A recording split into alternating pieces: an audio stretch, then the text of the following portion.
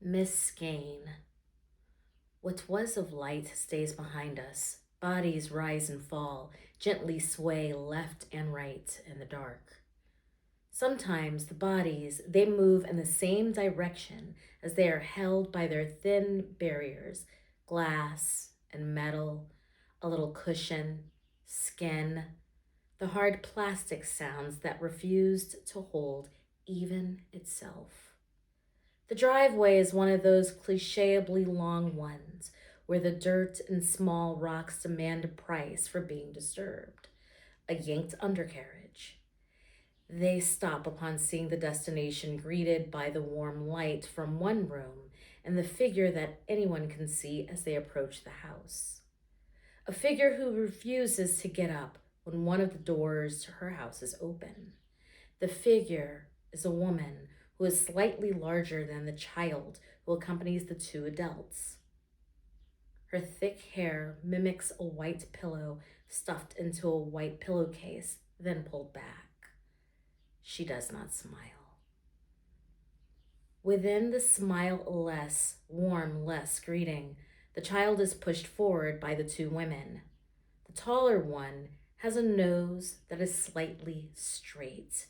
She wears a slender body with a slight pretty face interrupted by heavy eyelids.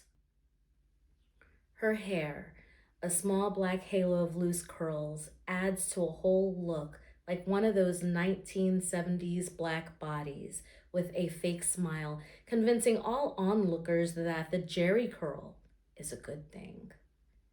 It's good for you. The woman with the good for you Jerry curl face and hair is in a crocheted vest with vertical chunky colored stripes against a heavy cream backdrop.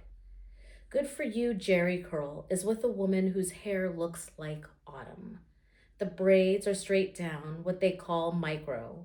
This woman with autumn braids does not smile.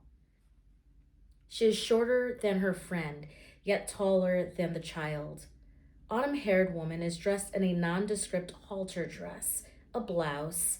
The autumn-haired woman never liked showing her arms, and simple sandals. The good-for-you Jerry curl woman and short autumn-haired woman know the woman whose face is framed by a puffed ball of white. This is the woman's house. The woman whose face is framed by a puffed ball of white wears a face that sometimes appears smooth as her formica counters, to having features that rearrange themselves, causing her face to squinch up like a prune.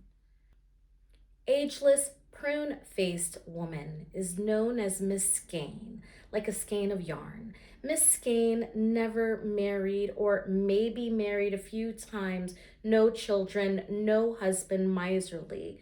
That's what the adults praised her for, the miserly part. Miss Skein doesn't say much. Miss Skein lets the air say what she doesn't. Y'all the ones who came to see me. I didn't ask.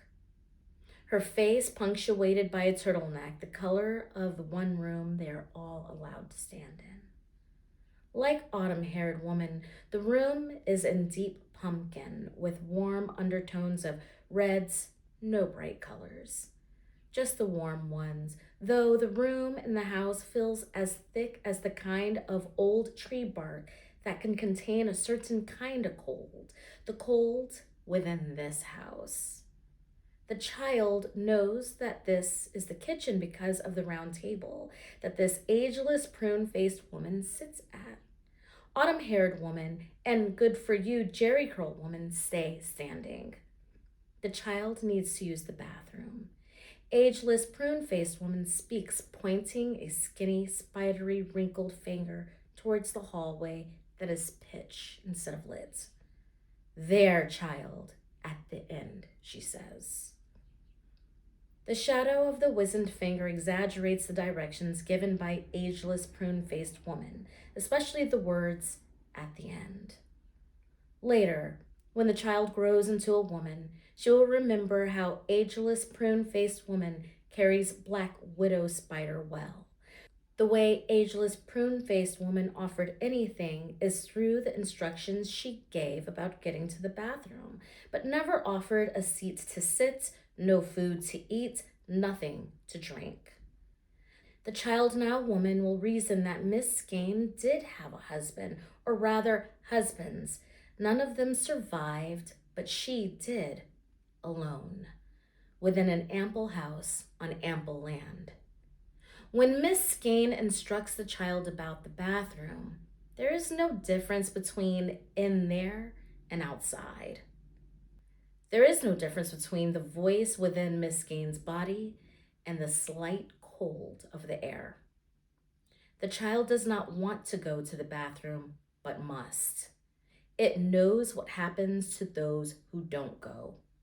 The child begins to walk to the bathroom with autumn-haired woman, good for you, Jerry curl, and ageless prune face disappearing with each footfall.